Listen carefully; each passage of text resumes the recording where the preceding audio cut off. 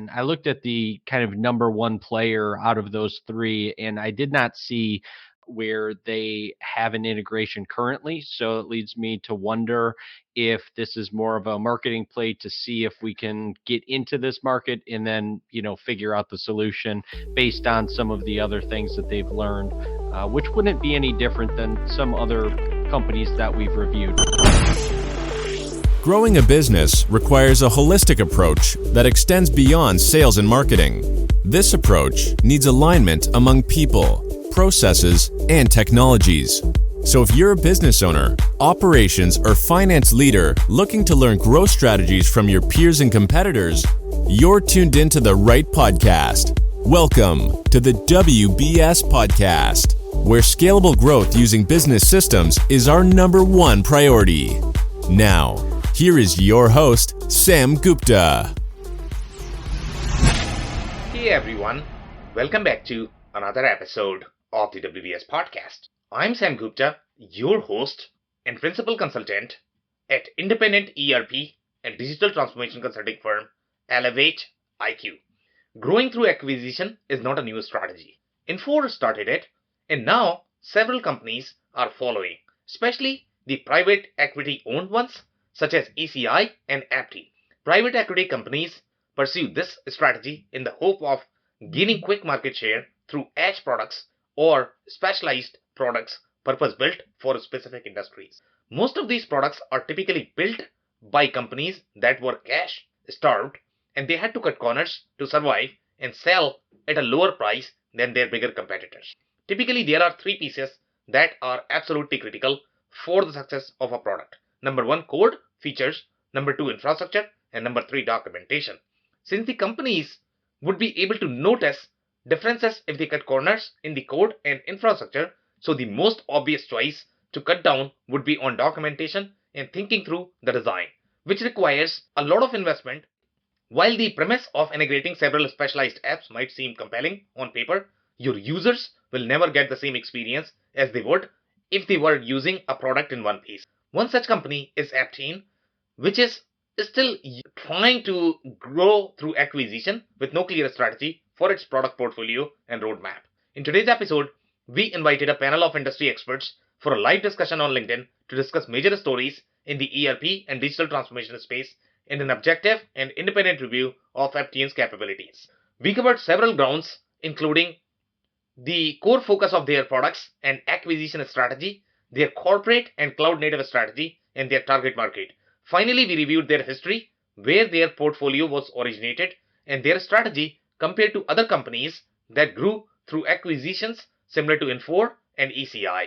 With that, let's get to the conversation. Hello everyone, welcome to today's show. And if you're joining for the first time, this is part of our industry series for which we meet every Tuesday at 5:30 p.m. Eastern. We pick one vendor or solution that we review independently, and then we have a bunch of stories from the week related to ERP and digital transformation.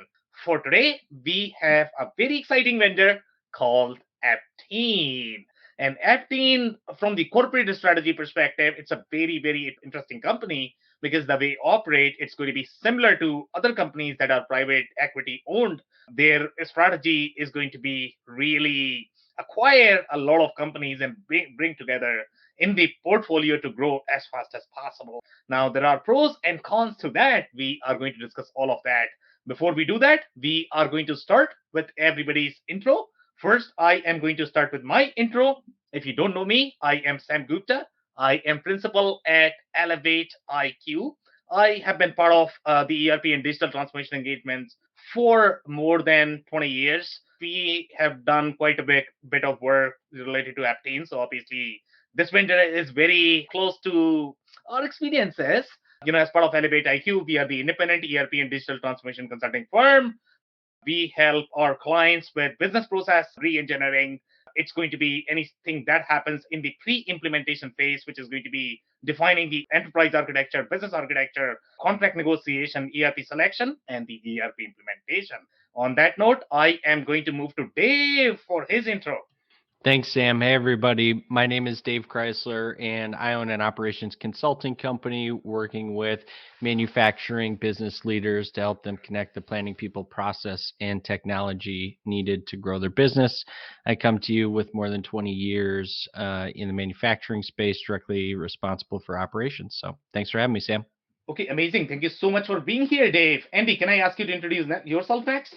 Absolutely. Thank you, Sam. My name is Andy Pratico. I've been involved with ERP software for manufacturers for 4 decades, which is a long time.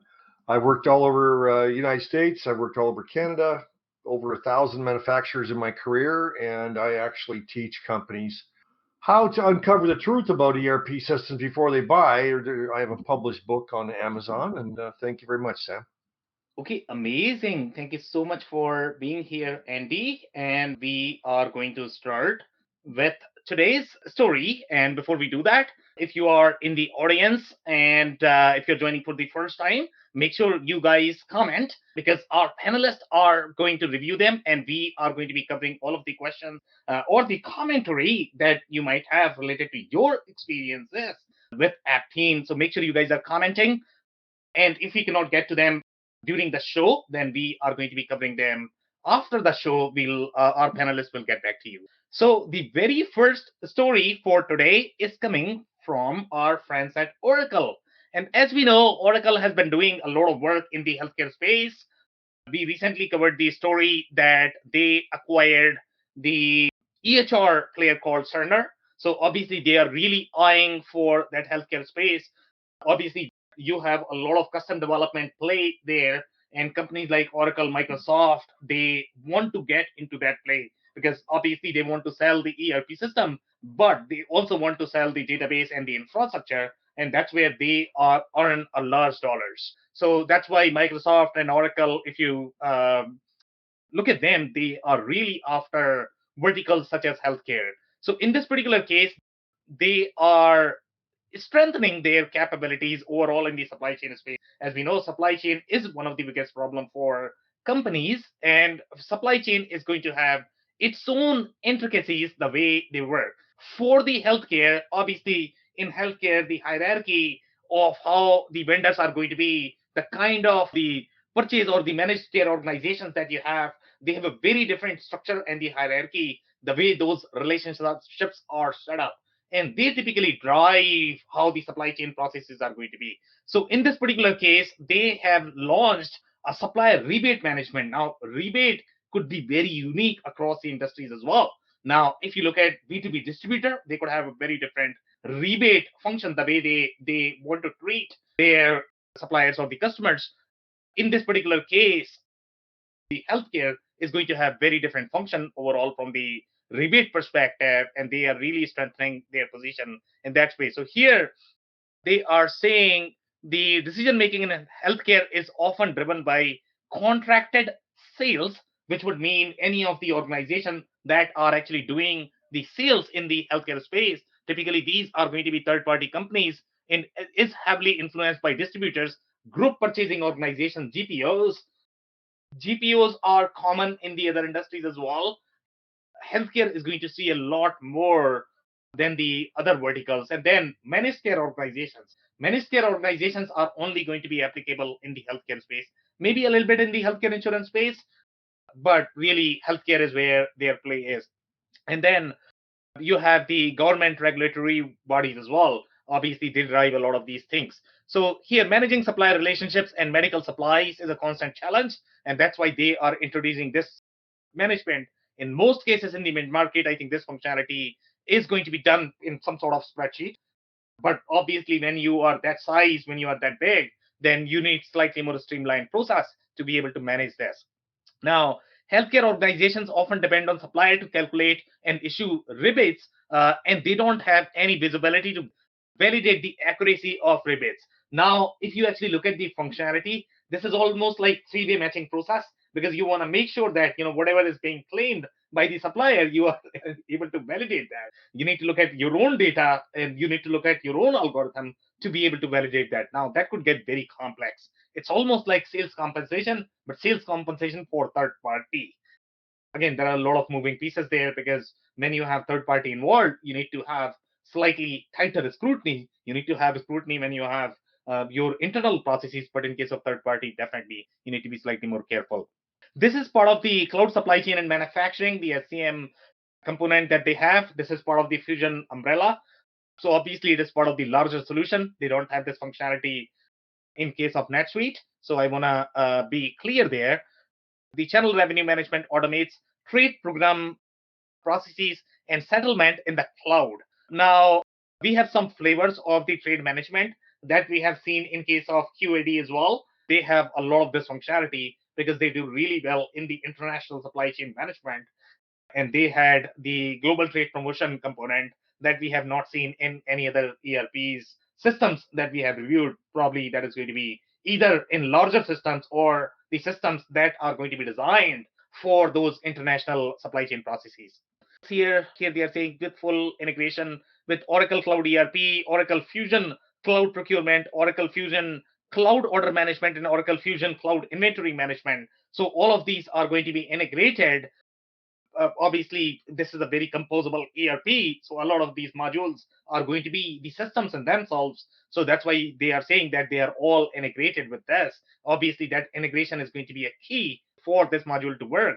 And here they are saying supplier rebate management enables customers to manage the entire supplier rebate life cycle. The rebate itself is going to have its own workflow, the way you would have CRM workflow or the way you would have your product workflow. So they are able to manage all of that from the rebate contract, program management, tracking to performance analysis. In addition, by providing a complete automated solution, it eliminates many previously manual and time-consuming rebate program processes.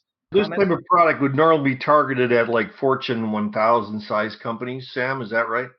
Depending upon how strong your rebate component is, we have seen this problem with a lot of smaller companies as well, to be honest. When you are dealing with a lot of different associations, when your relationships are going to be super strong, rebate is going to be one of your formula to get their attention, to be okay. And depending upon how complicated your rebate calculation process is, because that actually drives sales. So a lot of companies need it. I think it'd be interesting to see that. You mentioned about the complexity of working with the various vendors. It'd be interesting to see how that really ties in and how much of the manual processes they're able to eliminate with this upgrade. Yeah, exactly. I am gonna completely agree with that. I think the majority of the SMBs, they must be tracking it manually. But when you are tracking the entire life cycle, we have seen, even in case of some of the very small distributors, let's say if they have the marketing fund management program, now that marketing fund management program could be very involved as well, because you need to track the funds, you need to make sure that you are able to pay them when they are going to claim, they are going to have invoices. So it gets really crazy. Now, supplier rebate management is similar as well. The only complexity in case of supplier rebate management is going to be really at the product and SKU level. So I think that's one layer deeper, in my opinion. Okay, so I'm actually going to move to the next story, and the next story is coming from Oracle as well. So Oracle obviously is doing a lot in the supply chain, and supply chain is where the companies are really struggling. So here they have really beefed up their capabilities in the logistics area, and they are saying the new logistics management capabilities within Oracle Fusion Cloud Supply Chain and Manufacturing, which is the SCM component as part of the bigger solution that they have, the updates to Oracle Fusion Cloud Transportation Management. Obviously, those bigger solutions are going to require the TMS component as well, because the transportation management itself could be very involved. And that's where a lot of complexity is, to be honest. When you talk about this in the whole concept of integrated supply chain, having the visibility into supply chain, if your goods are getting shipped over multiple hops across ocean or train, you need to get visibility into that. If you are going to be late, you need to have those signals incorporated as part of your ERP to make sure that your production process is not going to be impacted because of any sort of challenges in the supply chain. And that's a huge, huge, huge problem right now. For the most part, these processes are done manually. That's a huge challenge for a lot of companies. So they are introducing that as part of the main solutions. They have provided an example of Western Digital. Now, WD is the company. That's the size of the company that we are talking about. Obviously, for them, the supply chain is going to be extremely involved, and they are going to have far bigger problems. So as you can see, they have roughly 500,000 shipments every year. Obviously, that's a lot. That's a humongous company, as you can see. And their supply chain problems are going to be far deeper as well. They definitely need this to be automated. Otherwise, they probably need an army to manage these kind of problems. So here they are saying, with cloud transportation management as our foundation, we have been able to streamline logistics, processes, and customer support, quickly achieving significant results, including reducing cost, service disruption through expansion of our partner base. By the way, in the electronic space, the supply chain is far more involved. Because you are going to be collaborating with the international supply chain for sure. You are definitely going to have presence in Southeast Asia for the most part, just because that's where you are going to get chips. A lot of electronics is actually manufactured there. So China is going to be another country that is probably going to be in the mix, and that makes the supply chain process very complex because you are literally talking to the other part of the world, and you have a lot of challenges because of that. And in general, the supply chain in the electronics industry is very complex, just like your automotive. The way their products are structured, the way their supply chain is structured. So here, what they have done, and they have done some really, really cool stuff that are going to add real value to the business. When we talk about AI machine learning, we don't really hear the actual business scenario. Here, they have done something really, really cool, which I absolutely appreciate. So what they are saying is intelligent transit time predictions. Okay, a new machine learning algorithm in Oracle TMS will enable users to evaluate the potential impact of both macro level interruptions. Okay, now those macro level interruptions could really jeopardize your whole production process if you are going to have issues in your supply chain. If they are able to really predict accurately, obviously the accuracy of the prediction is going to be a question. The machine learning algorithm, they get richer over the period of time. Obviously it all depends upon the data quality and the sophisticated how sophisticated these algorithms are, but at least they are able to do something in predicting the macro level interruptions. They are also able to predict the network level disruptions such as labor and capacity shortages. Now, that is super meaningful if they can pull it off. Here, they are saying this can help customers more accurately predict delivery times and lower costs associated with delays, expedited shipments, and additional safety stock. Obviously, this is a huge pain for a lot of companies. So I'm glad that they are actually bringing these feature sets. Now, the second thing they are talking about is enhanced shipment capability. Supply chain leaders can simplify and automate transportation processes for shipments. New capabilities include automated spot bidding. Okay, guys, spot bidding is where the real money is. Again, you need some sort of automation for that. And in such industries, for example, let's say if you are talking about electronics, steel, you definitely need to figure the game out because that's where you are going to have a lot of dollars. You can save a lot if you can take advantage of that. So here they are saying they are able to do automated spot bidding and the ability to combine and track multiple shipments in Oracle transportation management. And that's where they can get really good rates, to be honest. I mean, for the SMB companies, they are simply going to have the rate shopping software. That's the extent of it, but they don't really have the whole bidding component, the spot trading in terms of the rates. But when you are bidding for the airplane or for a train, that's a different case altogether. There's a different ball game the way the global trade management works. There are a lot of different moving parts overall in that whole supply chain. So yeah, it's a very interesting story. Do you guys have any comment? I can take those or move to the next one. Okay, so the next story is coming from IFS, and here IFS is recognized for their abilities in the service industry. As we know, IFS is a very field service centric solution. It does really, really well in the places where you are going to have extremely strong service component. It's also it works really well in the airline ecosystem that we have worked. And when you are going to have the MRO, and those MROs typically have very strong service component because their service life cycle is going to be one of the thickest that you are going to see, just because of the size of the repair that we are talking about, the intensity of the repair, the timeline, the tight timeline that they have in making sure, because any minute that you are going to exceed is going to cost them millions of dollars. So obviously you need very tight control on the processes. So here, no surprises on the news. So basically what they are saying is the IDC has recognized IFS for the SLM vendors, which is service lifecycle management. Here they are saying this IDC marketplace report assesses the capabilities and business strategies of SLM vendors based on a comprehensive framework covering parameters including offering, landscape, pricing model, customer base, growth strategy. IFS has established an end-to-end service lifecycle management platform which supports a broad set of functional processes within service on the IFS cloud. And the industries that they have highlighted here are going to be medical devices, farm, construction, industrial machinery, equipment, aerospace, defense, high tech, consumer products, and service providers. Guys, one thing to note is a lot of these industries are going to come across as if they are talking about manufacturing. IFS in general is not a very strong manufacturing solution.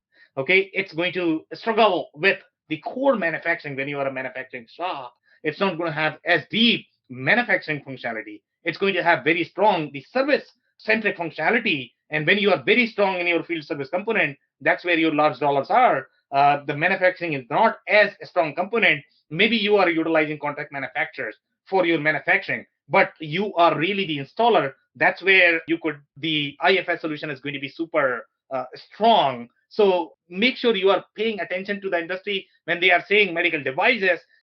A lot of these medical device companies may not be the manufacturing themselves. They might have a very strong installation component as part of their business model. Manufacturing may not be as strong.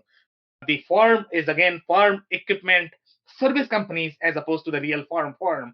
Because when you look into farm accounting, IFS might struggle because it's not really designed for that. The same thing goes for construction, industrial machinery as well. When you have these large assets that need to be serviced in the field, that's where IFS really shines. Okay, I can take some comments. They're strong with project management too, I believe, Sam. Is that fair?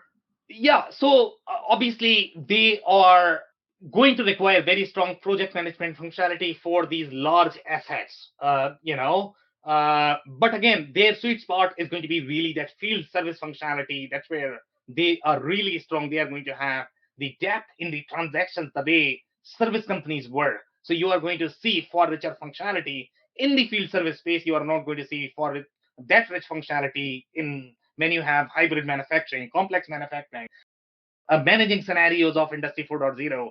A lot of people struggle with that. Hey, Sam, we got a comment from somebody in the audience, Anders Green, kind of going back to the Oracle article in terms of the added capabilities on the logistics side. And Anders is asking, how much do you see companies wanting to track different modes and sections of transportation? As in, I have a shipment due on X date versus I have an ocean freight shipment due on X date, followed by a train due on Y, and followed by a truck due on Z. I mean, my standpoint is it really comes down to the size of the business. And in the example that we talked about, managing, a 500,000 shipments, that's obviously going to impact the visibility that you're going to need to see. What about from your experience? Yeah, so from my experience, to be honest, it really depends upon what business model you have. The majority of the SMB companies, what they are going to do is they are going to outsource their entire transportation. They are going to be working with something like 3PL. They are not going to have their in-house fleets. But when you are that big, you cannot rely just on partners. You have to have your own capacity as well. So most bigger companies are typically managing their own capacity in conjunction with working with these 3PL suppliers, and they are typically comparing the rates, they are comparing the risk, which is going to be better for them, basically.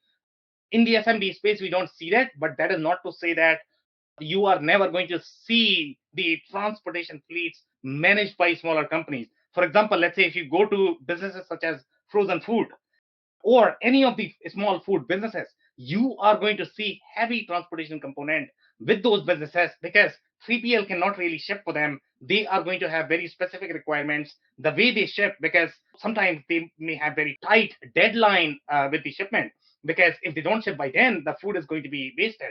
So they like to have far more control in their shipment process. So again, I would say, depending upon how your business model is, depending upon how deep you are in the transportation component, transportation overall is going to be a big pain for most companies. And these days, it's much bigger. For bigger companies, they definitely are going to have very, very, very strong TMS component as part of their process. Great, thanks. Okay, so now the next story that we have is coming from our friends at Acumatica, and Acumatica has made a very, very, very interesting move, and that I don't think anybody was really expecting. So they actually, the CEO who was really influential with their growth, the way they grew in last 8 to 10 years. I think John Roskell has done marvelous job for Acumatica. But now the new CEO is here, and this happens with a lot of companies that are going through that PE life cycle. PE companies like to have a CEO that is going to have the experience where they are trying to get to. Obviously they must have felt that John Roskell probably does not have that experience. So they are bringing another CEO who probably have richer experience in growing this company from this point to the next phase of growth that they are trying to grow.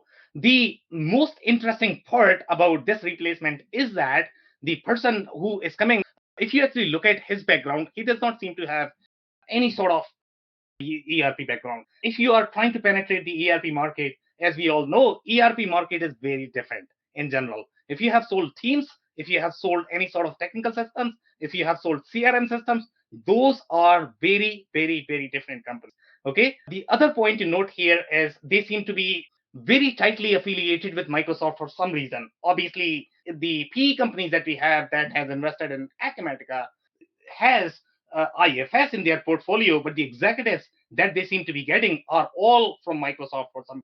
John Roskell actually came from Microsoft, and now the new CEO is also from Microsoft. So I don't know what that alignment is. Overall, from the business model and the corporate strategy perspective, Acumatica has similar approach as Microsoft, where they like to be slightly more hands-off the way they are managing their channel. Acumatica has similar strategy for OEM model, where they simply want to sell a bunch of licenses to these distributors and let them figure out how they want to implement. That strategy has pros and cons, both from the revenue perspective. It's an amazing deal because you can sell a lot of licenses and then let them worry about whether they are able to sell or not. But overall, from the experience perspective, some of these companies may be trying to oversell. They might not have as much tight control on their channel. So it does fire back at times. And this is the challenge that we see with Microsoft all the time. When you have a reseller that is really strong and tightly, they sort of know how to implement an ERP, great. But if you have a technical company that has never implemented an ERP, they are developers, they are trying to develop a solution on top of that, and they are in the OEM model, we see a lot of implementation failure because of that. So here, this is a very, very interesting move because of the CEO's background. I don't know how the channel is going to change. I don't know whether they are going to change the strategy or not, but this is a very, very, very interesting. Have you heard of Unify Square before, Sam? Yeah. Okay, and what do they do?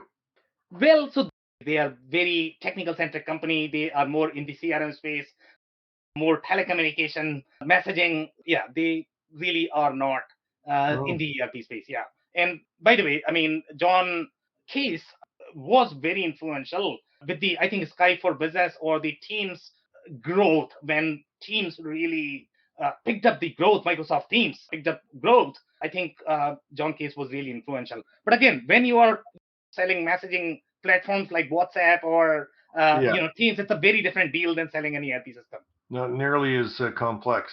Yep. All right. So I am actually going to move to today's topic, which is going to be Aptean. Unless you guys have any other comments on today's stories. Okay, so today we have a very interesting vendor called Aptean, and I am going to brief you guys on the Aptean overall corporate strategy, the way they like to think, the way they like to operate. So the best comparable for Aptean is probably going to be either ECi or it is going to be Infor. As we all know, Infor grew because of acquisition. They started somewhere in 2004. Aptean, the name, the brand came about somewhere in 2012 because two companies got merged. They, coined a really cool name called Aptean. But obviously, they have a very long history of the systems where they actually came from. We are going to review all of that. So, from the corporate strategy perspective, their strategy is very similar to Infor, where they acquired a lot of different systems. Their goal was to integrate them together, make these ERP systems purpose built. So basically, you end up with a lot of different products from the companies who didn't really have as much cash to develop these products. And typically, when you are going to have these smaller companies that are going to be developing the product, they are obviously not going to have as many dollars to document the product the way ERP product is supposed to be documented.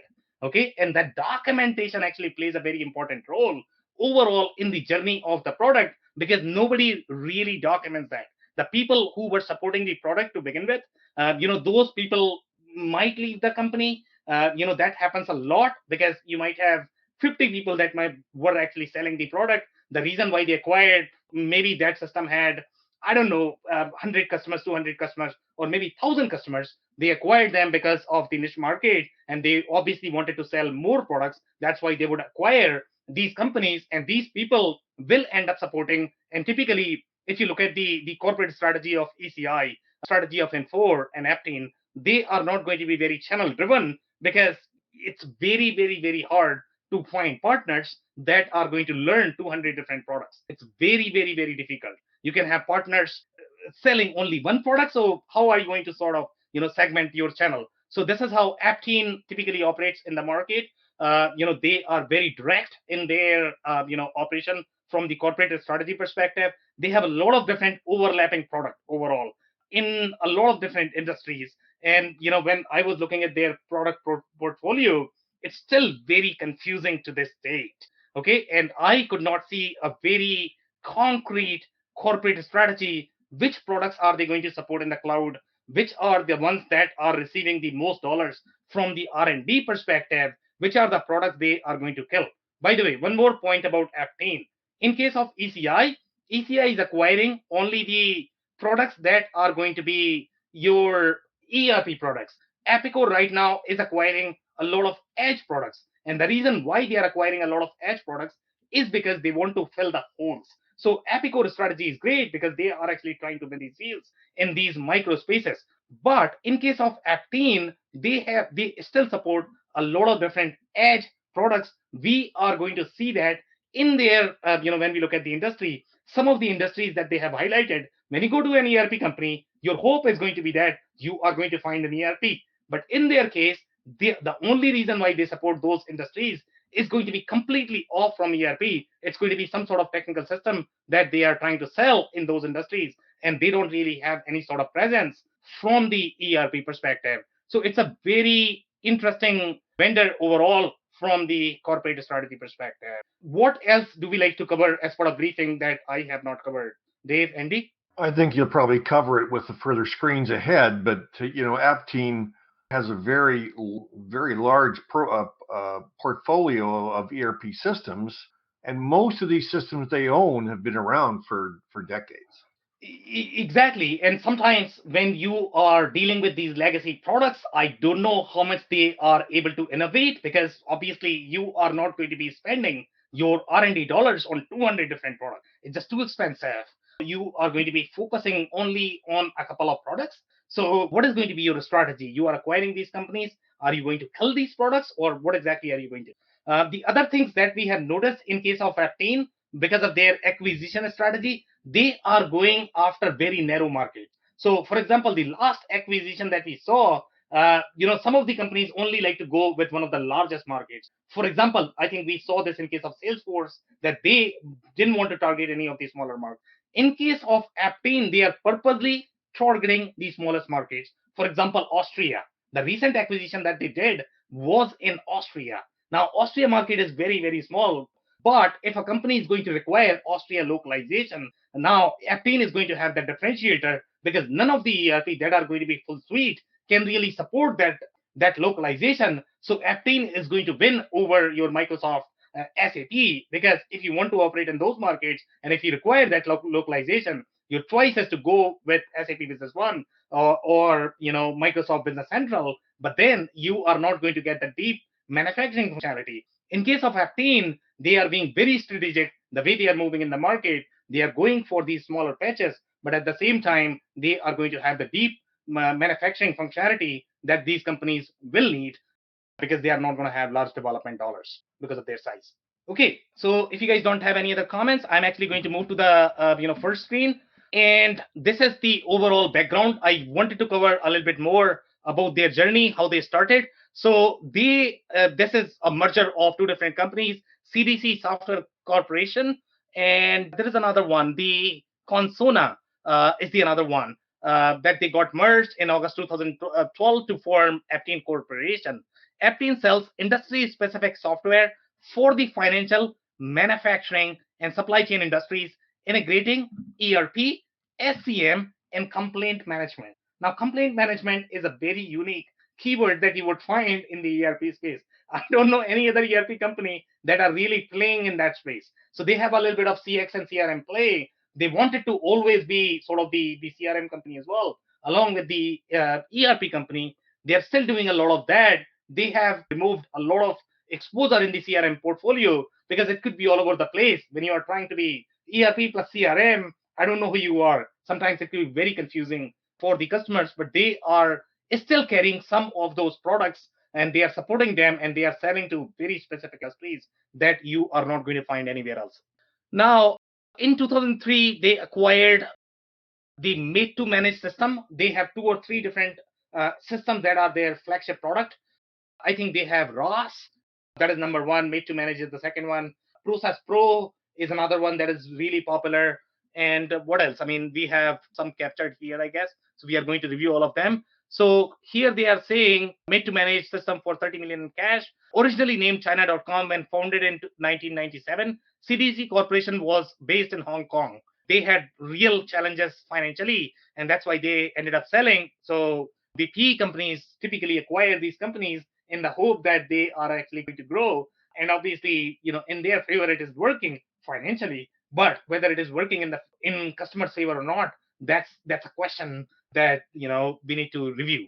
So we'll be reviewing all of that. So here they are saying that Consona Corporation, some of the product actually came from that as well, a provider of manufacturing business and intelligence. So their roots were the manufacturing business intelligence software for manufacturing operations management. Some of the edge software that you are going to see in case of your Aptean portfolio, they do a lot of different things such as measuring OEE or just doing MES as opposed to doing the full-blown ERP. They have a lot of those components as well.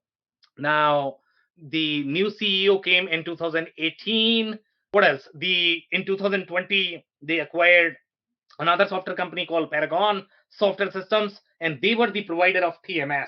So we just saw that Oracle is trying to build that thick TMS capability. Obviously, Aptean actually did that as well. There's another company that acquired GMS. I don't know if you guys remember. We covered that news in last two sessions. I don't know who acquired GMS. That was a very recent news. But yeah, companies are trying to get a lot more WMS and TMS capabilities as part of their portfolio, because obviously Acumatica has WMS built as part of their ERP. So obviously, if you want to win against Acumatica, you need to have WMS and TMS component as part of your bundle, and that's why companies are really moving in that direction. Some of the Aptean's most prominent product offerings include Just Food ERP. Just Food ERP, it has very deep food and beverage functionality that you are not going to find in the small to medium sized manufacturing space. The other comparable solution for Just Food is probably going to be DCOM, and DCOM is with ECi. We all know that. It's a really, really pretty product. It's a new product, but it's very small in size overall. So now ECi has that.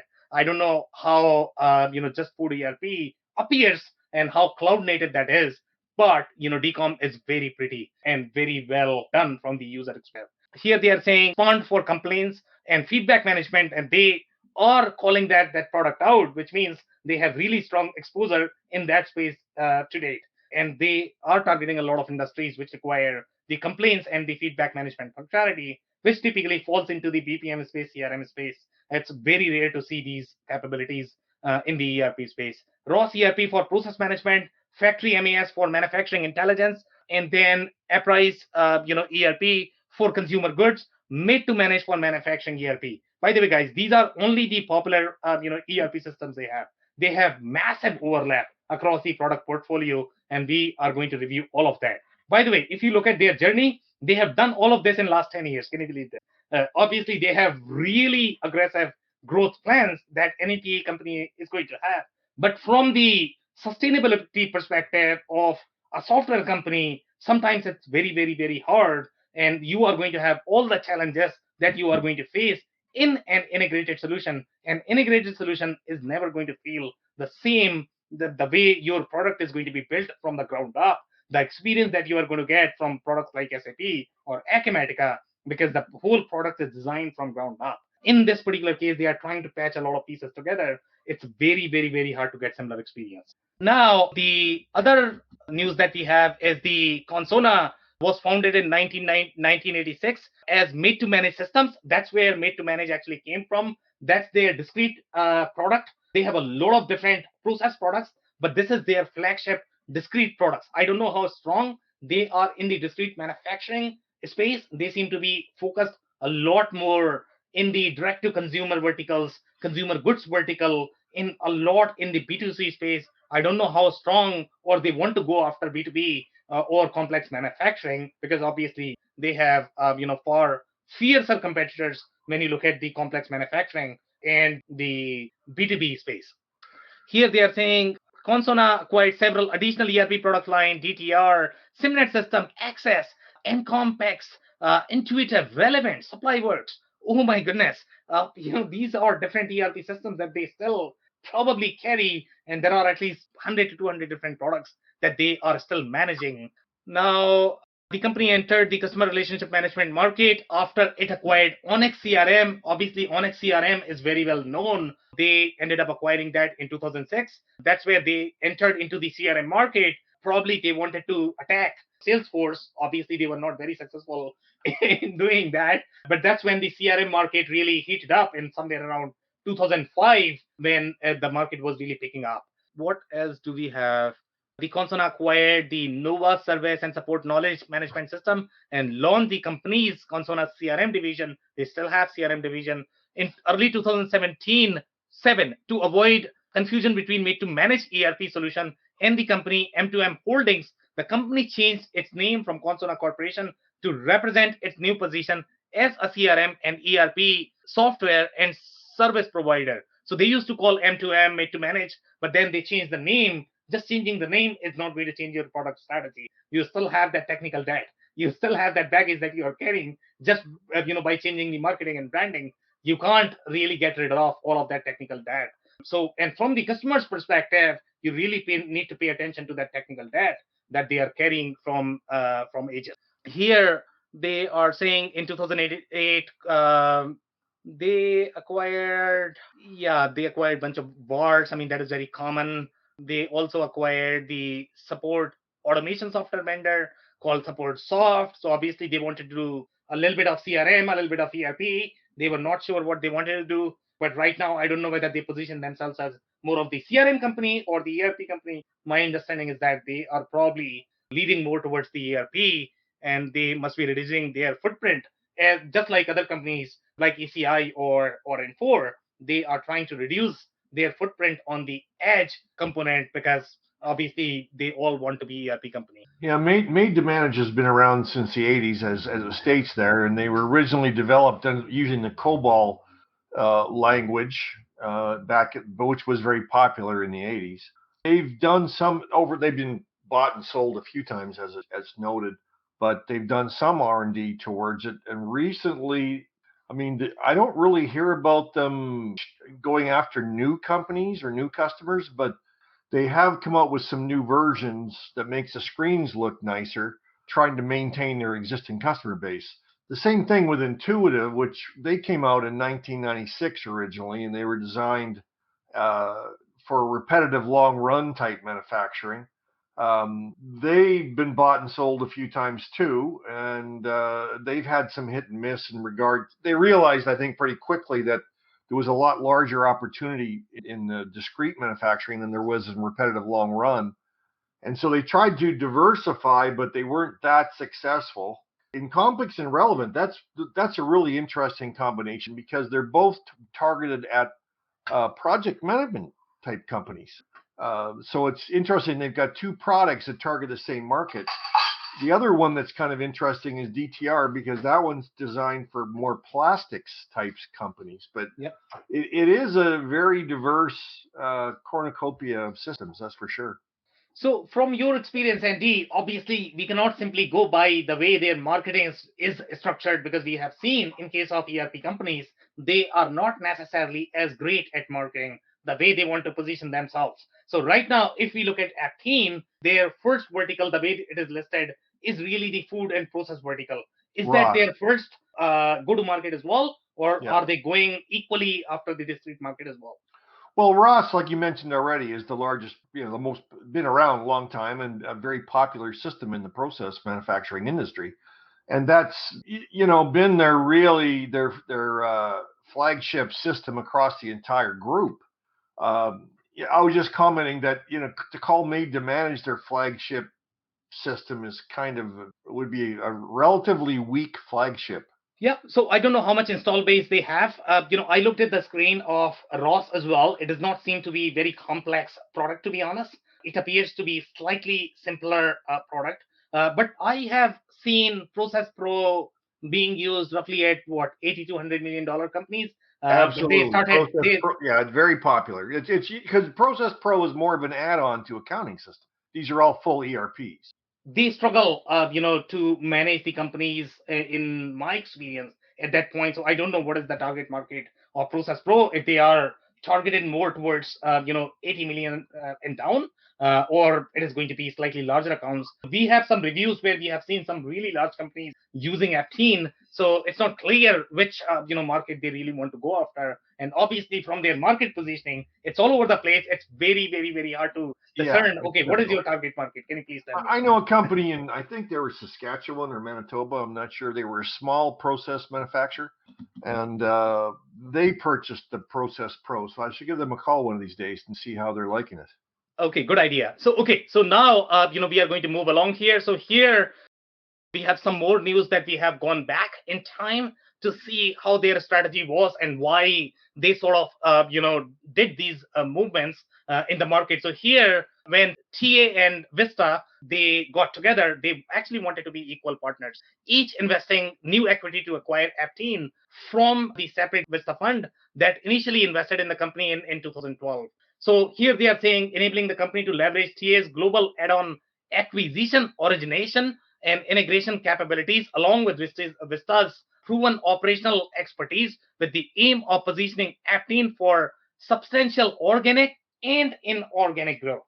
So they are trying to attack both. Typically, companies take just one strategy. Here, they are trying to do both.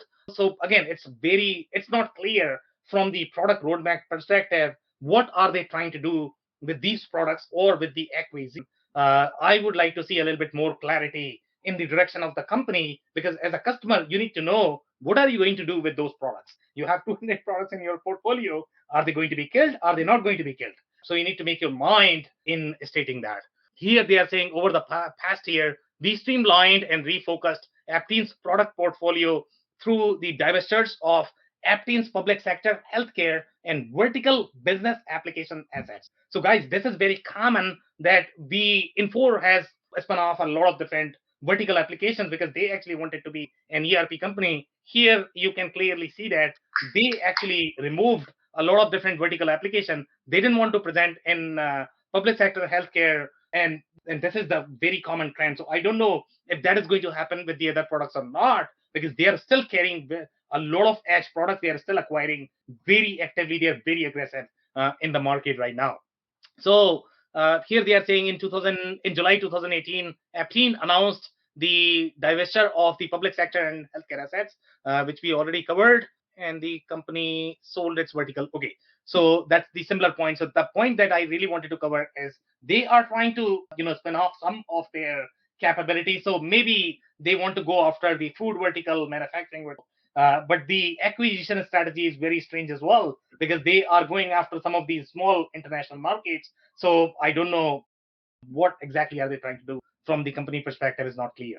Okay, so we have some more stories here that we have gone back in time. This is coming from 2020, and this is the Paragon acquisition, and that's where they got the transportation management software. Obviously, that's a huge addition to the portfolio if you are trying to win as the ERP company. By the way, that also provides you sort of foot in the door when companies are actually going to come just with the WMS or TMS component. You are going to sell that, and then your goal is going to be to sell ERP. So here they are saying with proven solutions that assist its customers with routing, logistics, scheduling, and home delivery. Guys, home delivery is a real problem. If you are in the DTC space, home delivery space, okay, it's very, very, very, very hard to work with an ERP solution such as your Acumatica, NetSuite, SAP Business One, Microsoft, Business Central, because home delivery is a different beast, and that could be the place where Aptean really wanted to play because they have a lot of DTC play. The way their products are structured, they are very lighter in functionality, just the way you are going to feel any of the products that were designed for the smaller e-commerce shops. And these e-commerce shops could be your food and beverage manufacturing as well, right? So, for example, DCOM solution, if you look at DCOM from ECi, it feels very, very, very small. It's a very light product, but it provides all the bells and whistles that a very small food and beverage or the process manufacturer is going to require. So that is probably the space that they are trying to move into, because obviously the DTC companies, I can count on my fingers right now. It has roughly 10 ERP solutions that nobody knows. What size of company do you think Decon targets, Sam? DCOM is going to be very small. So what does that mean? QuickBooks Play. So typically the comparable there is going to be Wow. when you are on QuickBooks and then you are looking for slightly more sophisticated app that is going to be integrated. It's going to provide your travel accounting, the route accounting, a POS like functionality, all of the route planning. Now that is not to say that they are trying to compete with Oracle TMS or SAP AWM. There is no way. Okay, those are two different spaces, but their product is far richer overall in the smaller space. So when you are making the comparison between your QuickBooks versus GCOM is an amazing solution. When you are comparing this with any other products in the ECi portfolio, GCOM is an amazing solution. My expectation here is going to be most of the products that Aptean has actually sold in some of the larger accounts as well. But I don't know how large you could be when you are really going to outgrow Aptean. So here in this particular case, they have got roughly with more than 4,700 systems deployed globally today. So they got 4,700 customers just because of Paragon acquisition. Paragon solutions are already helping its more than 300 customers transform their delivery models, including many household name brands in the food and beverage, retail, grocery, distribution, and pharmaceutical sectors. We see numerous growth opportunities given Paragon's strength in route optimizing and home delivery capabilities. So Dave, I am going to answer Anders' question, the question that you asked. Okay, how often do you see the TMS capabilities in the SMB space? So typically, if you are going to be in these verticals, which is going to be your F&B, retail, grocery, distribution, pharmaceutical, this is where you have the play of the logistics. This is where you have the play for supply chain. In fact, if you actually look at any profiles of the supply chain professionals, okay, in most cases, 80% of the time, they are going to be focusing on these things because this is where the real supply chain play is. The supply chain play is not as strong in, let's say, if you talk about machine shops. I mean, what can you do? Supply chain perspective there. Automotive, sure. I mean, you could have supply chain challenges, but this is where the real TMS capabilities are going to be relevant. And this is why, they acquired Paragon, because Paragon was very strong in those food and beverage vertical where they need WMS, TMS. And now this solution could be very strong with home delivery and meeting the shipping needs that food and beverage companies typically need. That makes sense, Sam. I was curious, how do you take that first line on there? Does Paragon have 4,700 systems, or are they saying Aptean has 4,700 systems? Because right behind that, it says it's helping more than 300 customers. So I was trying to, when I read that earlier today, I was trying to make sense out of what that was saying. So I was just curious what your take was. So that's a very interesting comment. The way I would read it, because Paragon's solution is right by the statement that is made for 4,700, my expectation is going to be that that's made about the Paragon's solutions. But then they are also saying Paragon solutions are already helping. It's more than 300. It's more than 300 transform their delivery models, including many. Maybe it's only 300 of the 4,700 that they're transforming the delivery models with. This is very tricky. I'm not going to comment because I just don't Yeah, know. who Yeah, knows? we don't have You're enough right. information right now. But good catch. Okay, now here. Okay, so here, this is the comment or the commentary that is coming from tech organization, which is Canada based, and this is the commentary. I don't have the date. I think this was somewhere in 2012, if I recall correctly. And they had called out that at first glance, the merger looks like a mini Infor, which is true as well. Okay, because obviously they were not trying to get into the enterprise space. They wanted to attack the SMB space, super small, but the corporate strategy was similar as Infor, and that's why this analyst had called it mini Infor. And see, I mean, they are also talking about Infor's aggressive consolidation base. Infor has done a lot of acquisition. They stopped it. They are not acquiring anymore. They are not. They are acquiring, but they are not as aggressive, especially in acquiring the competing or the overlapping ERP systems. But ECi and Aptean, they are going nuts in acquiring these overlapping ERP systems. They have also called Mini Sage. I'm not too sure if that is true, to be honest.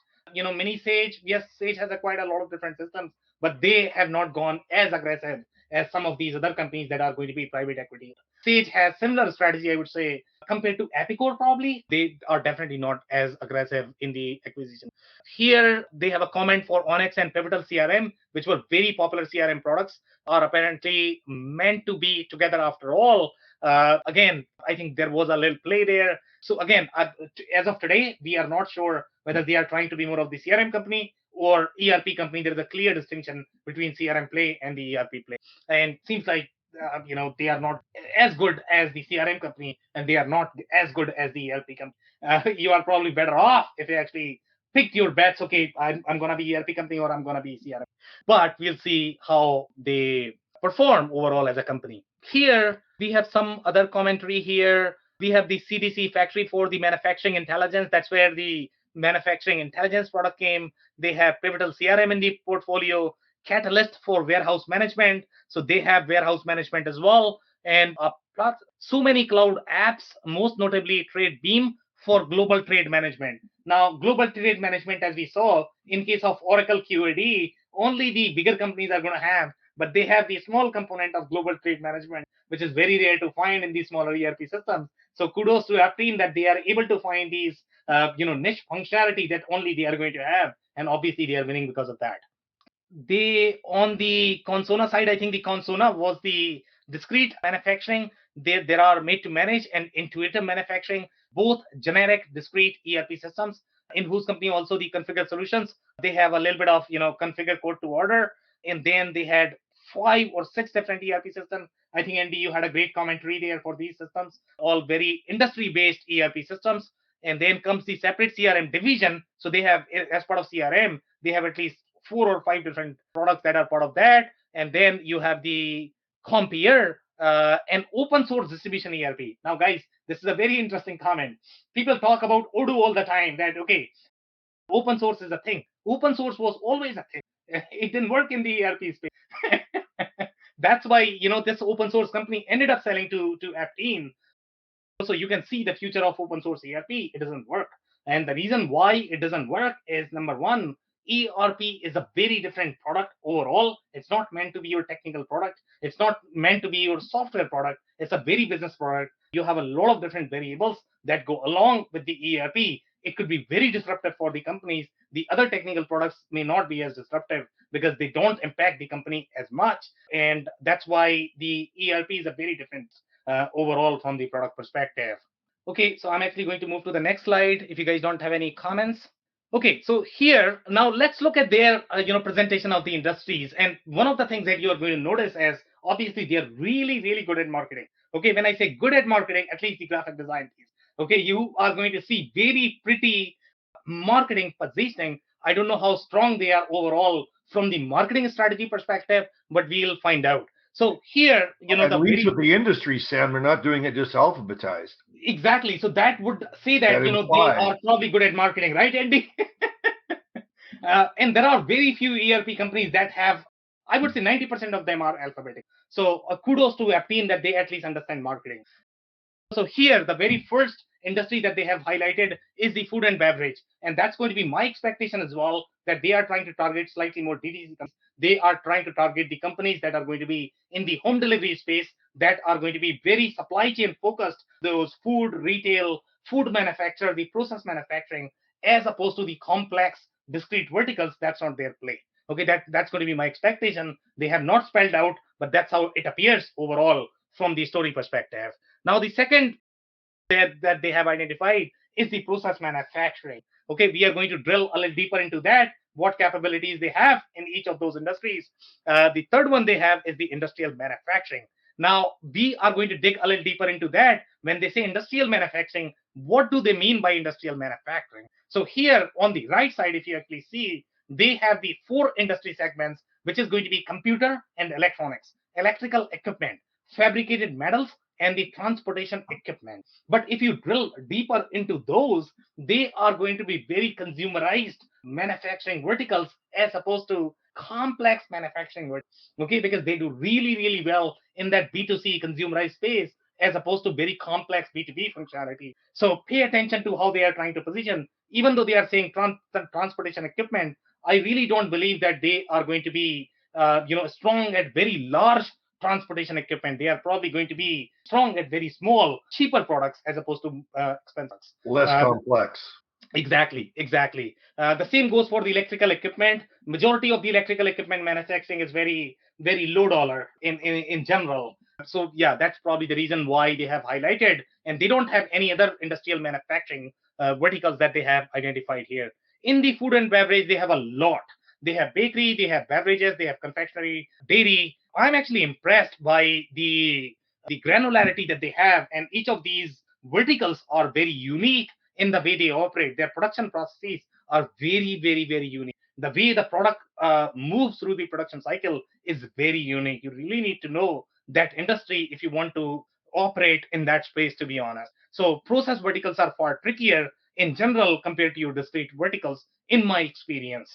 Now, let's look at the process manufacturing. So, in case of, by the way, they have differentiated, and Dave, I would like to see your commentary here, because they have differentiated between the process manufacturing and food and beverage. In case of process manufacturing, they are saying cannabis, chemical. So, I think they are going more after that are going to be slightly more medicine. Again, process manufacturing could mean okay, only not only these verticals are part of the process manufacturing, there are far more, but they are going after pharma-like verticals, cannabis-like verticals, food-like verticals.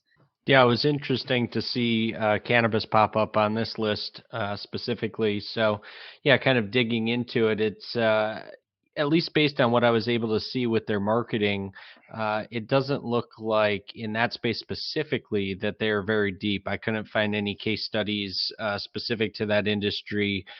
Taking a little bit of a deeper dive because they talked about one of the brochures I was able to get access to that, which by the way, I did like because it was not gated. Some of their content is gated, some of it is not. So that was worth mentioning. But one of the areas they talked about, specific in the cannabis space, there is on the regulatory compliance side, there are basically three major systems that from a regulatory compliance that the individual states will have an agreement with for seed to sale tracking. And Aptean specifically says that they have the ability to interface. And I looked at the kind of number one player out of those three, and I did not see where they have an integration currently. So it leads me to wonder if this is more of a marketing play to see if we can get into this market and then, figure out the solution based on some of the other things that they've learned, which wouldn't be any different than some other companies that we've reviewed. But that was my takeaway on the cannabis specifically. Yeah, but to be fair with them, to be honest, they are not at least trying to sell a discrete solution to a cannabis company, because that's probably going to be a disaster. We have seen cases where, companies like NetSuite or Acumatica, they don't really have that inbuilt process manufacturing functionality built, but they'll proudly claim that they are going after these verticals, using through add-ons or something else. And sometimes they are simply saying that, native product can work, which is a very, they have light discrete functionality. It's not really designed for process manufacturing. In case of Aptean, at least they are spelling out, and they have very deep process manufacturing capability.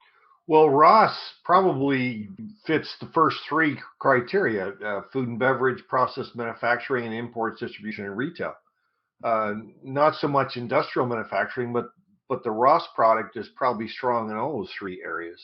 I agree. I looked at the product and it has really good, traceability. So it felt as if it's the process manufacturing product. But again, overall, from the complexity perspective, it's a very light product in general. So I don't know how big companies are really using ROS. It'll be interesting to see what is their exact point overall from the size of the product perspective.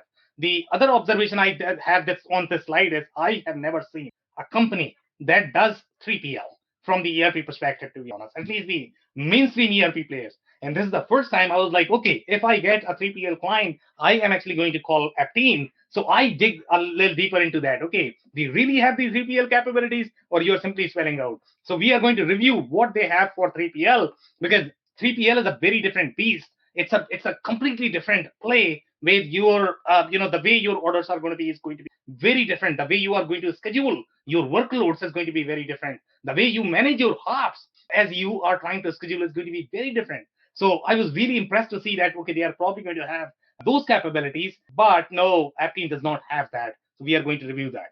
So here, I was also interested in knowing, okay, what do they have for financial services? Because, as soon as you tell me, okay, you have something for financial services, I want to review the unique capabilities that are going to be relevant for financial services, just like the way I would like to see in Sage Intacct or, NetSuite. Those solutions do really well in the financial services space because they have a lot of native capabilities that are going to be required in those spaces. We saw in case of Salesforce, I think, does really well in the financial services space because even though it's a CRM company, they still have very deep industry functionality built as part of the CRM solution. But in their case, when we looked at it, banking, consumer credit, insurance, and the only thing they have is the claims management. It's not even an ERP. So from the marketing perspective, it's structured. I'm actually going to buy an ERP.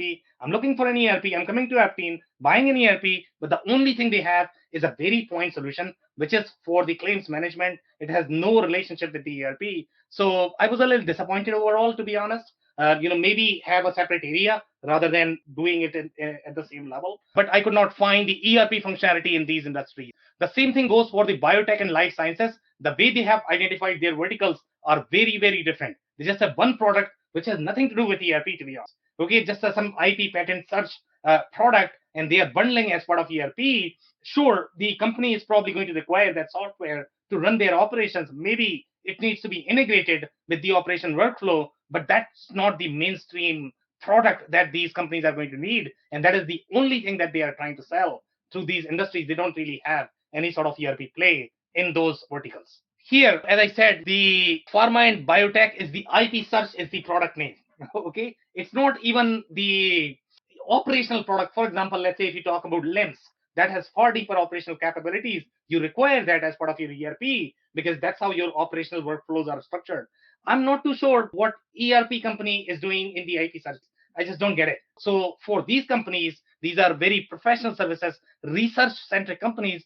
For them, it could be very thick functionality that they need this, but it's a very, very, very different solution. So I don't know why that is structured as part of the ERP, and if they are ever going to integrate this as part of the ERP.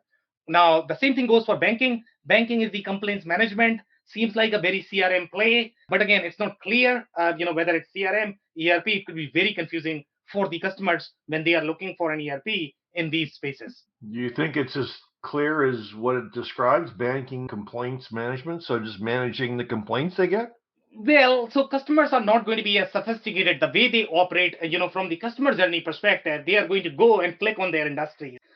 Sure, they might feel that, they are able to do complaints management, but they might be able to do ERP as well because I'm actually going to the ERP company. So sometimes it could be really misleading for the customers when you are selling very niche product that has nothing to do with ERP that is bundled as part of the same portfolio.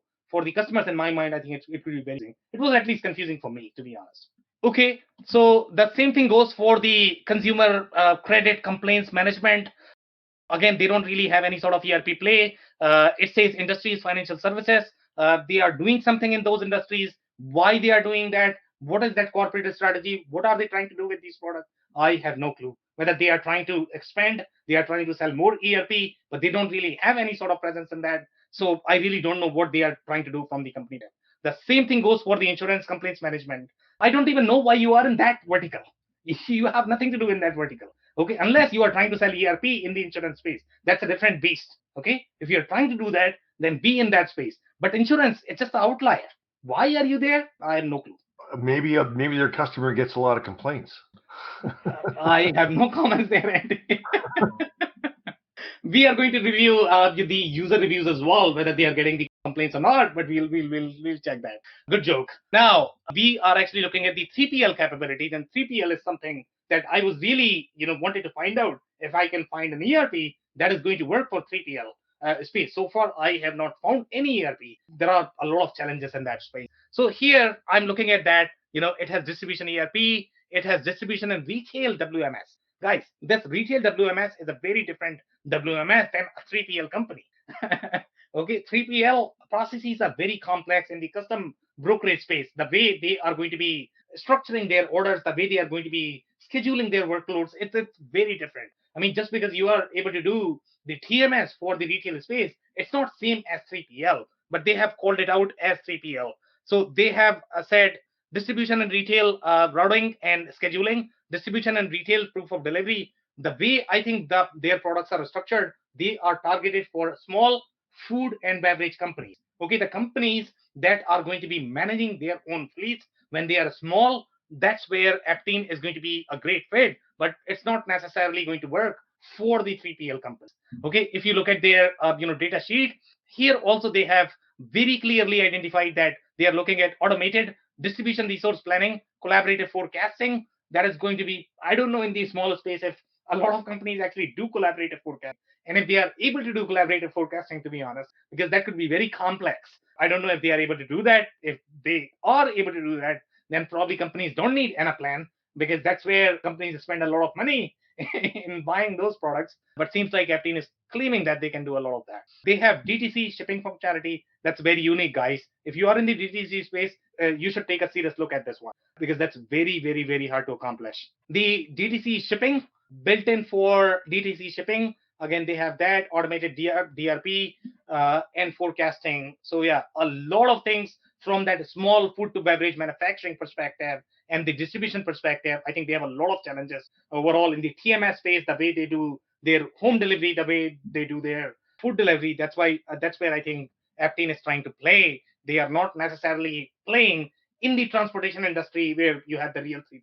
Okay, they have a lot of different ERP systems. So this is the Aptean full circle ERP, and this is where they have clarified. So each industry vertical is going to have one product. The full circle ERP is positioned for the apparel vertical, and I was actually trying to find unique functionality that they might have. Obviously, they have PLM, and PLM in this space is going to be very unique. The other PLM functions are going to be slightly different. Here they have the mass sales order adjusting. In this particular space, maybe you need that real-time sales rep order forecasting. You have distribution scan and pack. You have goods reserve allocation. You have finished goods allocation. My expectation is going to be, if you talk about finished good allocation, that's not very unique feature as such.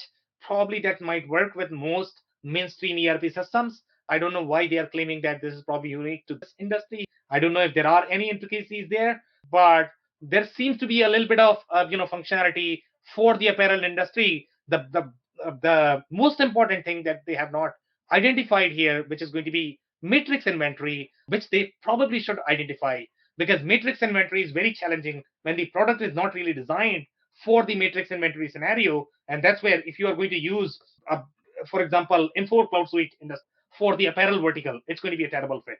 The reason why it is going to be a terrible fit is because it's not really designed for the apparel industry. Apparel industry is very unique. Overall, the way they structure their SKUs, the way they structure their inventory, they have not identified that. They have identified a lot of other things.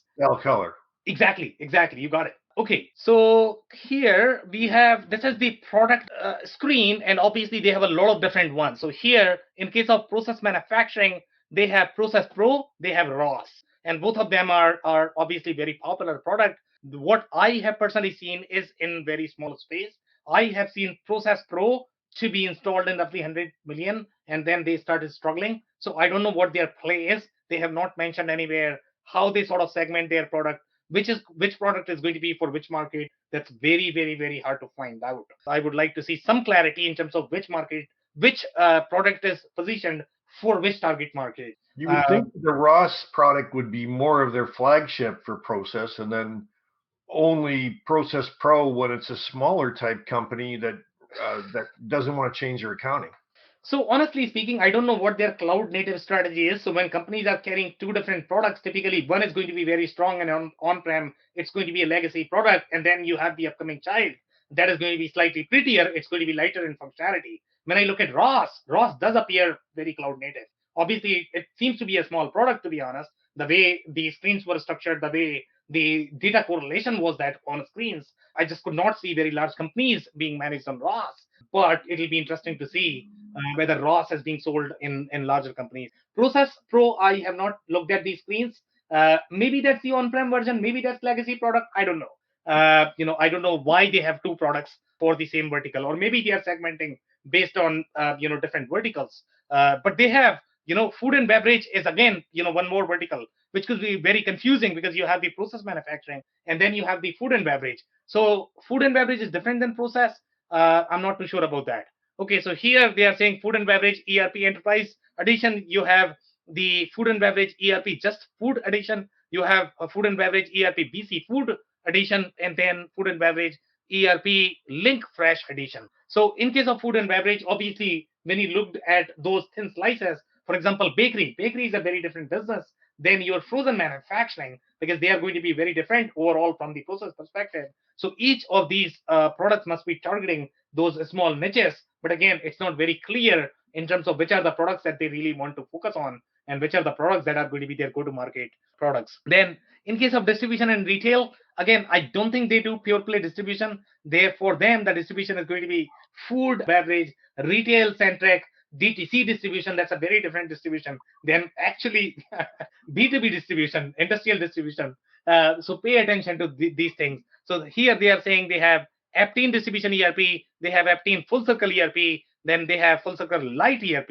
Then they are also in the equipment dealer management space. Obviously, so that seems like an ERP as well because they have called it as an ERP. So they have a play there. In the industrial manufacturing space, they have what? 3 or 4 or 5 or maybe 7 or 8. Oh, wow. Okay, so they have made to manage. They have Workwise. Sorry, you had 8, right? Yes. Okay, Workwise, Intuitive, Metal CRP, Encompex, then Simnet, DTR, Compiers. I mean, and they're missing Relevant on there as well. In the next 20 years, if I can remember the names of these products, I will be very proud. Okay. Now you are talking about maintaining the legacy code base of these products and making them cloud native, and providing the deep industry functionality that these companies are going to require is going to be a tall order. And they have a lot of different edge apps. They have, a lot of apps in the OEE space, MES, EAM, TMS, WMS, PLM, compliance, you name it. They have solution for everything. It's crazy the way it's very confusing for the customers. Obviously, from the PE standpoint, when you are trying to sell the company in the next 5 years, you are going to do anything and everything in your power to grow as fast as possible. But from the customer's perspective, I'm not sure how good that strategy is. Okay, so we are going to review some of the comments here, some of the things that we typically notice in this space when you are going to have the integrated solution. One of the things that you are going to notice is order fulfillment and shipping is not done through this system. Another system is linked to it to complete the process. As we all know, when you have so many different systems, obviously that's going to feel very different experience overall. It's going to feel as if you are using 5 different systems, and that's why they have so many different products. It will never feel as if you're using one. Here they are saying flexibility in maintaining the areas of operations where things typically get murky. Think manufacturing or importing from foreign suppliers. Okay, so they are really good in that international import space, but the other things I'm not too sure because they have the global trade management functionality that you are not going to find in the other ERP systems, and that could be very hard to pull off if you are in that space. Then one of the downside that they have very clearly The downside is no documentation on the code base. We are granted 90% of the source code, so I can look at what they can do and figure out a solution, but documentation would be very useful. Now, this is the intuitive ERP. I'm not too sure if they are exposing their code base for all other ERPs. Maybe this was the open source ERP. That's the reason why you might have the source code. But without documentation, I don't know any ERP consultant who can function, who can do their job. So Well, I don't know. Intuitive was originally designed using the Access database in the late 90s. They've migrated to SQL Server since, but giving them I knew with the Access system they did have availability to do your own changes in code, but I didn't think that was the case with the SQL Server version. Maybe I'm wrong. Yeah, it's very interesting. And the other comment that you're going to see notice here, Andy, is going to be they provide no support for customizations. Obviously, that's going to be very common across the ERP companies. That if you are going to have customizations, you have to own them. That's your deal. That's not ERP company's deal. So before doing any customization, you really need to think. Okay, so here they are saying they refuse to even tell anyone what a method or a base class does unless you pay them $200 an hour. So obviously support has a lot of challenges, and when you are not going to have documentation, even if you are operating in the open source community, even the consultants need documentation. They cannot use the product unless you have the documentation. Think of the truck mechanics. I mean, they need documentation from truck manufacturers to be able to repair the truck. How do you expect an ERP consultant to be able to fix an ERP? And this is very common with companies that are going to carry a lot of legacy products, and that is going to be with the ones that are PE owned. In this case, it's the Aptean, it is ECi. Infor has stopped doing that, but they still have a lot of technical debt from their back days. Some of the products are still carrying the same feeling where you don't really have enough documentation on the product. So pay attention to the way their help is structured when you are looking at any product. You need to look at the corner screens. That's where you are going to find these issues. The main screens are, they must have dressed it up. They must have done really comprehensive documentation on the sales order screen, on the customer order screen. When you are going to get into the corner cases, that's where you are going to really struggle. The only thing I was going to add to that, Sam, is I was able to find, I think there were, from my recollection, 4 or 5 of the solutions that kind of fell under the open source. So I was able to find a link on the website to that. So it was relatively available for people that are taking a look at the solution to kind of figure out if the solution they're actually looking at kind of falls under that and maybe have some of those challenges like that reviewer had. And just to be clear, Dave, I mean, when you are looking at that product, you are looking at just one product. Okay, one product could be great, may have great documentation, but the other products may struggle because depending upon where it came from. If the team that developed the product, it may be a very small team, but they were really strong at software development. Maybe 20 people develop something like Acumatica. There is a possibility. Then the product is going to be very strong. But if the quality of development is not going to be as good, you are definitely not going to see documentation. Yeah, good point. Okay, so we can take some more comments, guys. That's it for the session. Dave, Andy. Well, Aptean, their products, like I said at the very beginning of the session, their products have been around for a long time. The ROS product, regardless of how strong it is or how strong it isn't, has always been a very popular system with process type manufacturers. Very well known in that process, food and beverage, that target. But the rest of their products, they're most of them, even though they do spend some R&D to give them a little bit of a pretty look, they're mostly longer in the teeth. They're definitely spending a lot on their marketing. I mean, marketing is one of the prettiest, to be honest. I mean, the way it is done, it's one of the best in the industry. Yeah. I think the next is probably, or Acumatica, maybe similar to how Aptean has done, but their marketing is definitely compelling. We all know that marketing is just the truth. I mean, a lie told so many times that people believe it eventually, right? Yeah, the truth is that, I mean, PE companies are really good at marketing, right? Their goal always is, okay, I'm actually going to buy these legacy products. I am going to decorate them really well and going to sell for far higher price. But obviously, they don't have the software development background to understand how software typically works and what people like in a software. Yeah, I think that's the real challenge. I mean, as good as the marketing looks, when you look at it from the customer journey perspective, you're still left saying, what am I really getting? What's the solution that I'm looking at? And is it right for me? Because as you start to go through even their product vertical pages, it can get very confusing very quickly. So I'm kind of always left with the same thought process as we go through these. Amazing, guys. Any other comments? No, thank you very much, Sam.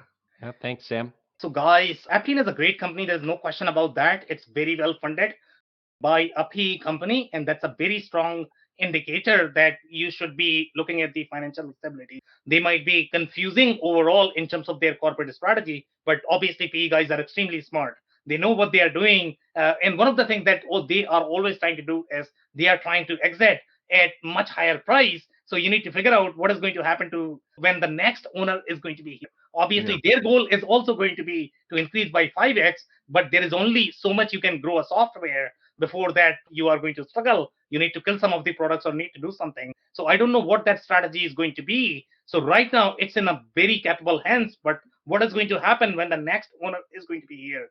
And then, make sure that you are really paying attention to the product that you are buying and paying attention to the reviews, on the internet for that specific product.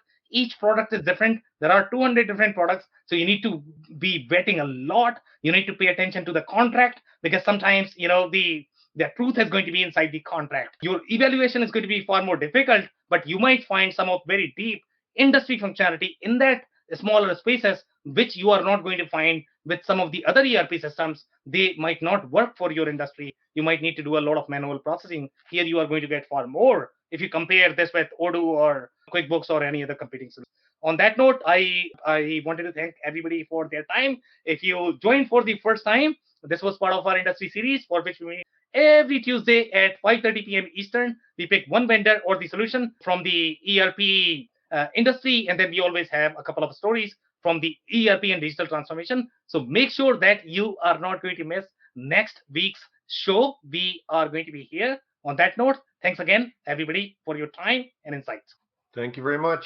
Thanks, Sam. I cannot thank our guests enough for coming on the show, for sharing their knowledge and journey. I always pick up learnings from our guests, and hopefully you learned something new today. If you want to learn more about Andy Pratico, head over to essoft.com.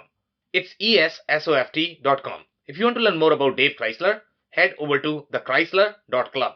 It's TheChrysler.club. Links and more information will also be available in the show notes. If anything in this podcast resonated with you and your business, you might want to check other related episodes, including the interview with Andy Pratico, who discusses why ERP demos are designed to deceive and why ERP salespeople are more incentivized to sell their products than the success of their customers. Also, the interview with Gabriel Panescu, CEO of NowLogic, who discusses the nuances of the agriculture and poultry business and how the manufacturing processes are different from other industries. Also, don't forget to subscribe and spread the word among folks with similar backgrounds. If you have any questions or comments about the show, please review and rate us on your favorite podcasting platform or DM me on any social channels. I'll try my best to respond personally and make sure you get help. Thank you, and I hope to get you on the next episode of the WBS podcast. Thank you for listening to another episode of the WBS podcast. Be sure to subscribe on your favorite podcasting platform so you never miss an episode. For more information on growth strategies for SMBs using ERP and digital transformation, check out our community at WBS.rocks. We'll see you next time.